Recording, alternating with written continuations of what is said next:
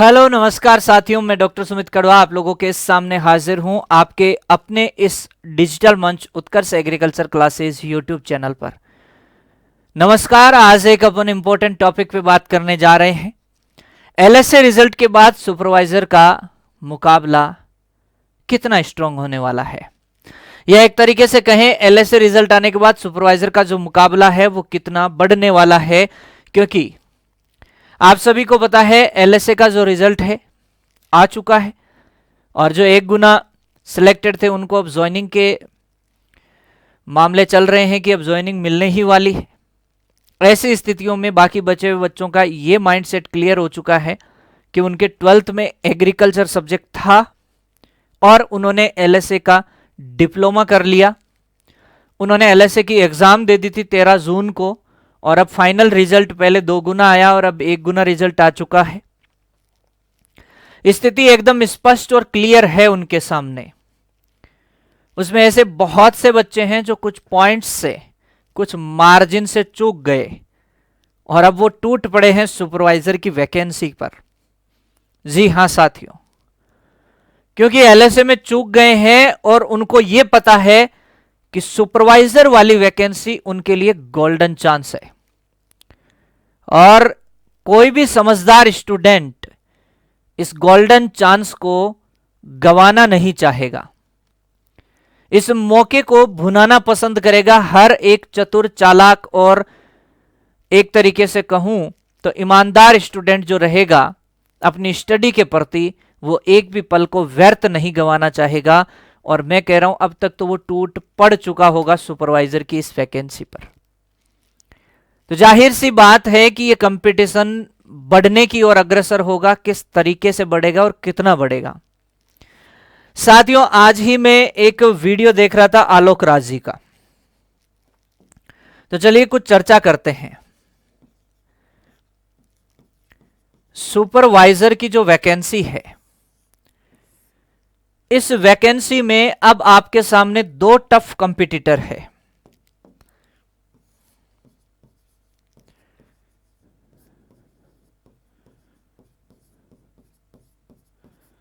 ये 2 tough competitor कौन है, इनको जरा पहचाने। एक तो वो बच्चा है जो जस्ट इसी साल 12th पास किया है। दूसरा वो बच्चा है जस्ट एलएसए में कुछ पॉइंट से चूका है।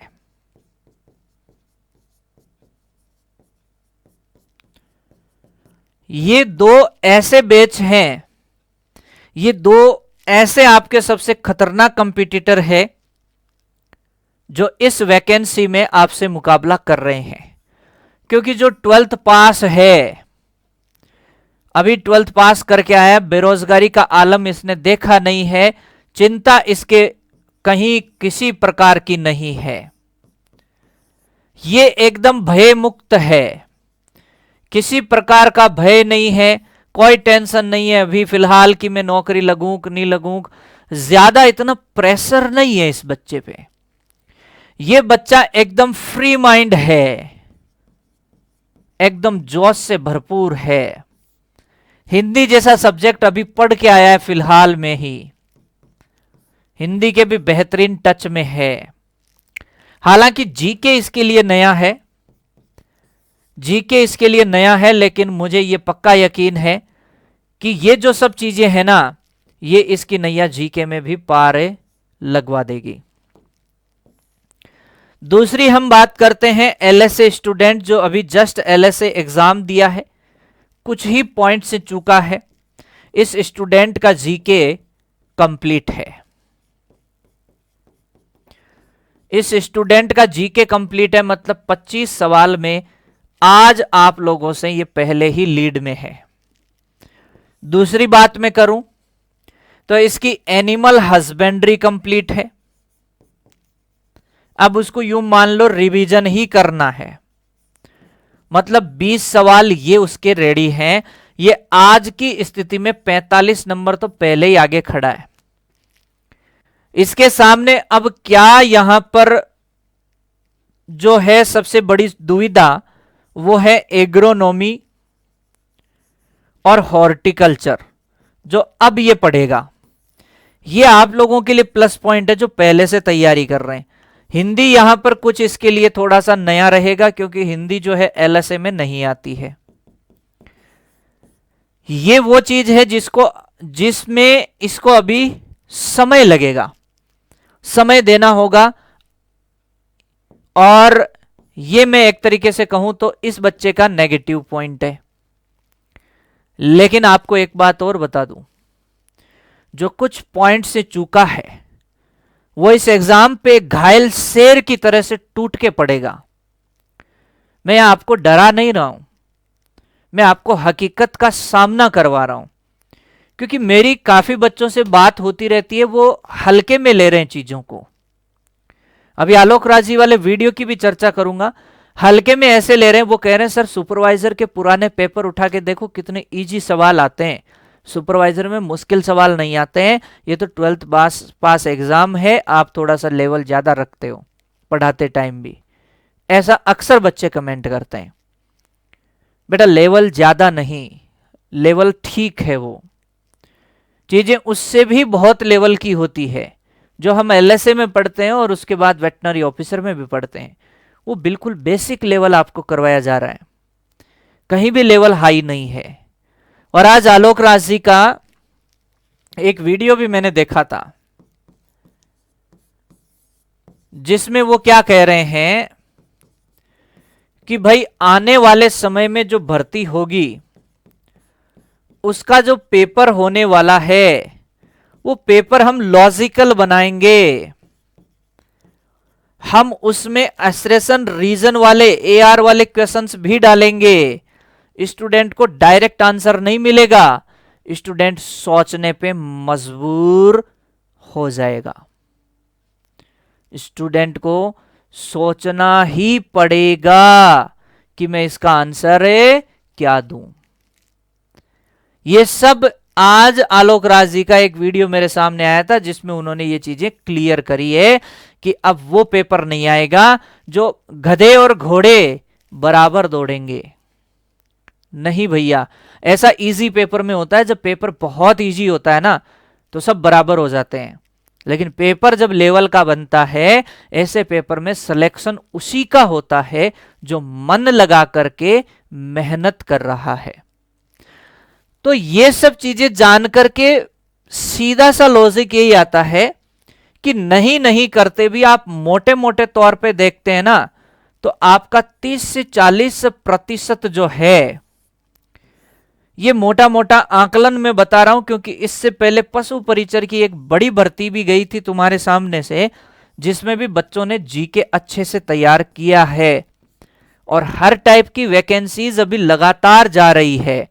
जैसे AAO का एग्जाम हुआ, AO का एग्जाम हुआ, तो यहां पे भी तो लोगों ने सब्जेक्ट पढ़े हैं, हाथ पे हाथ धर के नहीं बैठे हैं।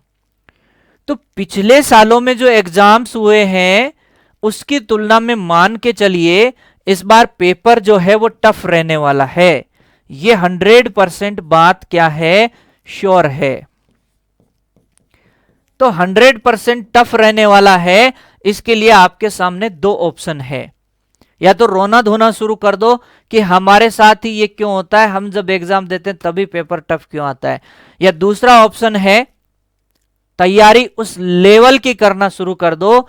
ज्यादा से ज्यादा एमसीक्यू प्रैक्टिस करो, ज्यादा से ज्यादा टेस्ट लगाइए, जहां बेहतरीन टेस्ट आपको मिल रहे। मैं नहीं कह रहा हूं उत्कर्ष पे ही लो, मैं नहीं कह रहा हूं उत्कर्ष पे ही एमसीक्यू करो। मैं यहां पे हमारा प्रचार नहीं कर रहा हूं आपके बीच में, मैं आपको सच्चाई से अवगत करा रहा हूं। हाँ, इसमें आपको यह है कि भरोसा है कि भाई हमारा एमसीक्यू आपको अच्छा लगता है तो उसे ट्राई कीजिए, टेस्ट को ट्राई कीजिए, उसमें कोई दिक्कत नहीं है।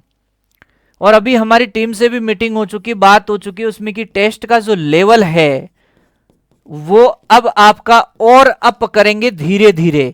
देखो अचानक से क्या है, लेवल अप हम भी नहीं कर सकते, एकदम से लेवल अप कर देते हैं ना तो बच्चा चला जाता है डिप्रेशन में। गाड़ी आप जब भी चलाना शुरू करते हैं ना, गाड़ी में बैठते 5वां गियर नहीं लगाते हैं, पहला दूसरा धीरे धीरे जाते हैं। तो शुरुआत में इजी पेपर, फिर थोड़ा और मुश्किल, फिर लेवल और मुश्किल किया जाएगा। इस तरीके का जो टेस्ट सीरीज है उसमें हमारी बातचीत हुई है और ऐसा किया जाएगा। तो लेवल जो है ना पेपर का वो बढ़ाया जाएगा, उसे और मुश्किल किया जाएगा। और आपको पता ही है कि एलएसए के अंदर थोड़े से अंकों से जो बच्चे रह गए हैं, इसका मतलब है कैपेबिलिटी तो उनकी थी, कुछ ही नंबर से रह गए हैं। तो उनको पता है कि अब रुकना नहीं है, सुपरवाइजर एग्जाम उनके लिए एक बहुत बड़ा मौका है, तो वो क्यों रुकेंगे भाई, वो समझदार है। और सीधी सी बात है, एग्रीकल्चर उनका सब्जेक्ट रहा है 12th तक, तो सुपरवाइजर के लिए वो एलिजिबल भी है। तो जाहिर सी बात है यहां कंपटीशन बढ़ेगा। ये बेटा रिजल्ट डिसाइड नहीं करता है स्ट्रगल का वैल्यू। विनर वही होता है जो वापस से वापसी करता है और अगले अटेम्प्ट में एकदम पुष्पा भाव की तरफ फायर फायर है में ऐसा करके एक्शन दिखाता है एकदम भयंकर वाला। तो वो है यार। अगर आप इन सब चीजों को, इन चैलेंज को एक्सेप्ट करते हैं, आने दो यार के पेपर कैसा ही टफ आए, दिखा देंगे पेपर को उसकी औकात बता देंगे। हम वो जुनून रखते हैं, कैसा ही पेपर दे दो ऐसे उस पेपर को उसकी औकात दिखा देंगे। डायरेक्ट चैलेंज कर डालो यार, मैं कह रहा हूं डायरेक्ट चैलेंज। क्यों अपने पड़ोसी दोस्त से किसी से कंपटीशन करना, सीधा बोर्ड वालों को चैलेंज करो, अरे बना दो यार जैसा पेपर बनाना। कोई डरते हैं क्या? नहीं डरते, ले आओ कैसे क्वेश्चन लेके आते हो, देखते हैं तुमको।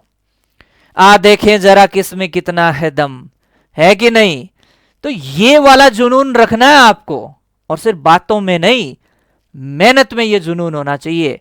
और यदि ये जुनून आपके अंदर आ चुका है, यदि ये जुनून आपकी रगों में दौड़ रहा है, और मैं तो कह रहा हूं आपकी रगों में वो खून नहीं जुनून दौड़ना चाहिए जो ये कहें आजा पेपर सेटर, देखते हैं तेरी औकात कितनी है, वो हम एग्जाम में बताएंगे तुझे। खुला चैलेंज करो, आर पार की लड़ाई, कुछ नहीं रखा है डरने वरने में, बिंदास टूट पड़ो हर चीज पे। अरे क्या जीके, क्या हिंदी, क्या एग्रीकल्चर, ऐसे टूट पड़ो उसके ऊपर कि तुम्हारे सामने सब नेस्त नाबूद हो जाए। और यदि आप ये कर चुके हैं, ठान चुके हैं, तो कमेंट बॉक्स में जरूर लिख देना कि मैं सुपरवाइजर के लिए रेडी हूं। आज के इस सेशन में इतना ही। Thank you so much. जय हिंद, जय भारत, गुड नाइट, शुभ रात्रि।